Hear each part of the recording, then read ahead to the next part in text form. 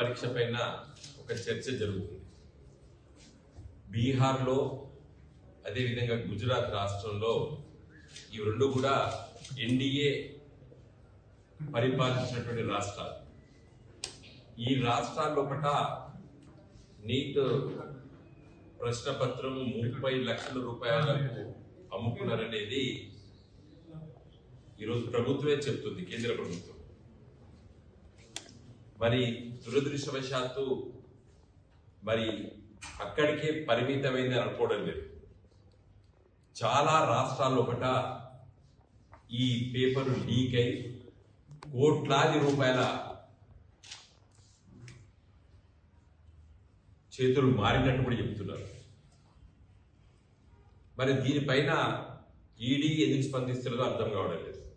అంటే రూపాయలు ఎక్కడైతే ట్రాన్స్ఫర్లు అయితే అక్కడ మరి ఈడీ వస్తుంది, మనకందరికి తెలుసు. ఆ చట్టం కూడా చెప్తుంది, ఎఫ్ఐఆర్ రిజిస్టర్ అయితే వాళ్ళు పోవాలి. ఈ అవినీతి జరిగినప్పటికీ కూడా కేంద్ర ప్రభుత్వం ఇప్పటివరకు స్పందించలేదు. మోడీ గారి ప్రభుత్వము స్పందించలేదు ఇప్పటివరకు కూడా. చిన్నారులు 12వ తరగతి పాస్ అయి పరీక్ష రాసినటువంటి లక్షలాది మంది విద్యార్థుల తల్లిదండ్రులు బాధపడుతున్నారు. మా పిల్లలకు అడ్మిషన్స్ ఈ సంవత్సరం జరుగుతాయా, జరిగాయా? ఇదంతా కూడా మరి ఒక పెద్ద ఆవేదన కలిగిస్తుంది తల్లిదండ్రులకు. తెలంగాణ రాష్ట్రంలో చాలా మంది తల్లిదండ్రులు ఆవేదన వ్యక్తపరుస్తున్నారు. మరి నిన్న మొన్న జరుగుతున్నటువంటి సంఘటనలు, విద్యార్థి సంఘాలు ఈరోజు కూడా పెద్ద ఎత్తున ధర్నాలు చేస్తున్నారు. మరి ఈ ఇష్యూ పైన నేను కొంత లోతుగా పరిశీలించి చర్చించినప్పుడు పరీక్ష పత్రము లీకేజ్ అనేది ఒక సమస్య. ఇది దేశవ్యాప్తంగా వందలాది సెంటర్ లోపల ఈ పరీక్ష నిర్వహించారు, విదేశాల్లో కూడా ఈ పరీక్ష నిర్వహించారు. మరి గత చాలా సంవత్సరాల నుంచి కూడా ఇలాంటి లీకేజ్ జరిగి ఉండొచ్చు అని కూడా చాలా మంది ప్రొఫెసర్లు, లెక్చరర్లు చెప్తున్నారు. నేను నిన్న మరి మన దగ్గర తెలంగాణ రాష్ట్రంలో ఉన్నటువంటి మెడికల్ కాలేజ్, ప్రభుత్వ మెడికల్ కాలేజీలో ప్రొఫెసర్లు, రిటైర్ అయిన ప్రొఫెసర్లు, తర్వాత ఎగ్జామినర్స్ కొన్ని అసలు ఈ నీట్ ద్వారా మనకు ఈ లాభం జరిగిందా, నష్టం జరిగిందా? మనకందరికి తెలుసు, ఎన్టీ రామారావు గారు ముఖ్యమంత్రి ఉన్నప్పుడు చాలా కాలం క్రితము దేశవ్యాప్తంగా ఎంసెట్ పరీక్ష ఒకటే ఉండాలని చెప్పినప్పుడు తమిళనాడు రాష్ట్రము, సమైక్య ఆంధ్రప్రదేశ్ రాష్ట్రము మనము దాన్ని ఒప్పుకోలేదు. తదనంతరము సుప్రీంకోర్టు తీర్పు ఇచ్చింది, అన్ని రాష్ట్రాలు కంపల్సరిగా ఉండాలన్నప్పుడు మరి రెండు తెలుగు రాష్ట్రాలు, ఆంధ్రప్రదేశ్ రాష్ట్రము, తెలంగాణ రాష్ట్రము 2017లో నుండి నీటిలో ఉన్నాయి. అసలు ఎన్ని అడ్మిషన్స్ ఏంది అని చెప్పి నిన్న పరిశీలిస్తే మన తెలంగాణ రాష్ట్రంలో పీజీ అడ్మిషన్స్ ఉన్నటువంటి కాలేజీలు 10 ఉన్నాయి. ప్రభుత్వ మెడికల్ కాలేజీలు 1267 సీట్లు ఉన్నాయి, పీజీ సీట్లు. 50% సీట్లు ఆల్ ఇండియా కోటాకు ఉంటాయి పీజీ సీట్లు, 50% తెలంగాణ రాష్ట్రం. 621 సీట్లు పీజీ సీట్లు ఆల్ ఇండియా కోటాకు పోయినప్పుడు వివిధ రాష్ట్రాల్లో ఉన్నటువంటి విద్యార్థులు మన దగ్గరికి వచ్చి జాయిన్ అవుతున్నారు. మరి మన దగ్గర పిల్లలు కూడా ఆల్ ఇండియా కోటాలో సీట్లు వచ్చినప్పుడు కూడా పోవడానికి జరుపుతున్నారు. ఎక్కడో మారుమూల సాంబాల్పూర్, లేకపోతే ఒరిస్సాలో ఎక్కడో మారుమూల జిల్లా కేంద్రంలో, లేకపోతే ఉత్తరప్రదేశ్లో ఎక్కడో మారుమూల జిల్లాలో, ఎక్కడో మహారాష్ట్రలో ఒక మారుమూల జిల్లాలో అడ్మిషన్ వచ్చినప్పుడు మన పిల్లలు పోవడం లేదు. మరి సైకాలజీయా? వివిధ రాష్ట్రాల్లో ఉన్నటువంటి విద్యార్థులు మన దగ్గరికి వచ్చి జాయిన్ అవుతున్నారు. మరి మన దగ్గర పిల్లలు కూడా ఆల్ ఇండియా కోటాలో సీట్లు వచ్చినప్పుడు కూడా పోవడానికి జరుపుతున్నారు. ఎక్కడో మారుమూల సాంబాల్పూర్, లేకపోతే ఒరిస్సాలో ఎక్కడో మారుమూల జిల్లా కేంద్రంలో, లేకపోతే ఉత్తరప్రదేశ్లో ఎక్కడో మారుమూల జిల్లాలో, ఎక్కడో మహారాష్ట్రలో ఒక మారుమూల జిల్లాలో అడ్మిషన్ వచ్చినప్పుడు మన పిల్లలు పోవడం లేదు. మరి సైకాలజీయా? లేకపోతే వేరే రాష్ట్రాల్లో చదువుకోవడానికి జరుపుతున్నారా? ఏదో కారణం పోవడం లేదు సార్ అని చెప్పి కూడా కొంతమంది ప్రొఫెసర్స్ లెక్చరర్స్ తల్లిదండ్రులు కూడా చెప్తున్నారు. మరి UG admissions, under graduate admissions MBBS వచ్చారు కేవలం 15% మనం ఆల్ ఇండియా కోటాకు పోతాయి.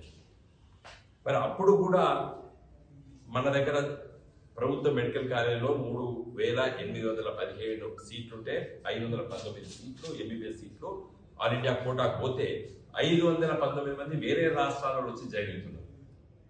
ముఖ్యంగా ఆంధ్రప్రదేశ్ రాష్ట్రం నుంచి మన దగ్గర Osmania medical college, Gandhi medical college, Kakatiya medical college అంటే కొంచెం ప్రౌడ్గా ఫీల్ అయింది ఇట్లా అడ్మిషన్స్ తీసుకుంటున్నారు. మన పిల్లలకి మరి వేరే రాష్ట్రాల్లో కూడా ఎంబీబీఎస్ సీట్లకు పోవాలంటే పిల్లలు పోవడం లేదు, చాలా మంది జాయిన్ కావడం లేదని చెప్తున్నారు. మరి వాళ్ళు ఇక్కడే సెకండ్ లిస్ట్ థర్డ్ లిస్ట్ ఇక్కడ అడ్మిషన్స్ తీసుకుంటున్నారు. దీనివల్ల అడ్వాంటేజెస్ ఉన్నాయి, డిసడ్వాంటేజెస్ ఉన్నాయి కూడా కొంతమంది మేధావి వర్గాలు ముఖ్యంగా మెడికల్ ఫీల్డ్ లో ఉన్నటువంటి ప్రొఫెసర్స్ చెప్తున్నారు. ఆల్ ఇండియా కోటాను యూటిలైజ్ చేసుకొని మన ఎక్కువ సీట్లు మన పిల్లలకు రావచ్చు, మన వాళ్ళు కొంత బాగా చదువుకుంటారు కాబట్టి మన సీట్లు ఎక్కువ వస్తాయని చెప్పి ఆశతోనే ఈ 2 తెలుగు రాష్ట్రాలు ఆల్ ఇండియా కోటాలో జాయిన్ అయ్యారు. కానీ మనం చూసినట్టయితే మరి ఆ మెరిట్ లో ఉంటారు కాబట్టి మన సెకండ్ లిస్ట్ లో ఇక్కడ అడ్మిషన్ వచ్చినప్పుడు ఇక్కడనే తీసుకుంటున్నారు. డిసడ్వాంటేజెస్ ఏమైపోయినాయంటే టోటల్ నెంబర్ ఆఫ్ సీట్స్ మనం ఎంతైతే కంట్రిబ్యూట్ చేస్తున్నామో, ఎందుకంటే తెలంగాణ రాష్ట్రంలో ఎక్కువ ప్రభుత్వ మెడికల్ కాలేజీలు ఉన్నాయి, 27 ప్రభుత్వ మెడికల్ కాలేజీలు, ఇంకొక 5-6 వస్తాయి ఈ సంవత్సరం వచ్చే సంవత్సరం. మన కోటా ఎక్కువ ఆల్ ఇండియాకి ఇస్తున్నాము. ఆల్ ఇండియాలో కూడా దేశవ్యాప్తంగా 28 రాష్ట్రాలు అన్ని కూడా కొడితే మనకు తక్కువ సీట్లు వస్తున్నాయని చెప్పి మరి చెప్తున్నారు. Majority of the students are not willing to go to other states. నేను ఇంతమంది చెప్పినాను, మనం పోవడం లేదు, ఆ సైకాలజీ ఏదో చెప్పలేదు, తల్లిదండ్రుల ఆసక్తి లేకపోవడం. అదే విధంగా చూసినట్టయితే వేరే రాష్ట్ర పిల్లలు తెలంగాణ సీట్లు వస్తే ఉరుగురికి వచ్చి జాయిన్ అవుతున్నారు. మన హాస్పిటాలిటీ కావచ్చు, మన ఫుడ్ అవైలబిలిటీ కావచ్చు, తెలంగాణ రాష్ట్రం కాస్మోపాలిటన్ స్టేట్ కాబట్టి వేరే రాష్ట్ర పిల్లలు మంచిగా వచ్చి ఇక్కడ జాయిన్ అవుతున్నారు మన మన మన తెలంగాణ ప్రభుత్వ మెడికల్ కాలేజ్.